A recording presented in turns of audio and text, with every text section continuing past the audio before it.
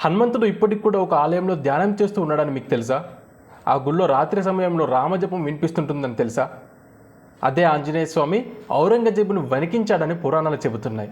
ఆ హనుమాన్ దేవాలయం ఎక్కడో కాదు, హైదరాబాద్లో ఉన్న విషయం మనలో ఎంతమందికి తెలుసు? ఔరంగజేబ్ మన హిందూ ధర్మాన్ని నాశనం చేయడంలో భాగంగా ఆలయాలు కూల్చేశాడన్న విషయం మనందరికీ తెలిసిందే. అదే క్రమంలో ఔరంగజేబ్ సైన్యం హైదరాబాద్లోని కర్మాన్ఘట్ హనుమాన్ ఆలయానికి రావడం జరిగింది. వాళ్ళు ఆలయాన్ని చేరుకున్న క్షణం అక్కడ ఏరియా మొత్తం మారిపోయి నల్లని మబ్బులు, ఉరుములు, మెరుపులతో బీభత్సంగా భయపడే విధంగా మారిపోయింది. ఈ విషయం తెలుసుకున్న ఔరంగజేబ్ తానే స్వయంగా ఆ గుడిని కూల్చడానికి వస్తాడు.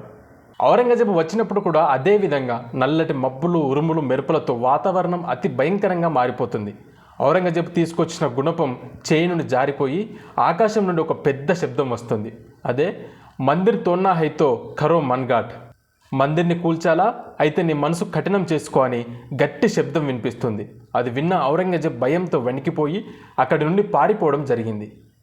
ఇక అప్పటి నుండి ఈ ఆలయం పేరు ఖర్ మన్ఘాట్ హనుమాన్ దేవాలయంగా పిలువబడింది.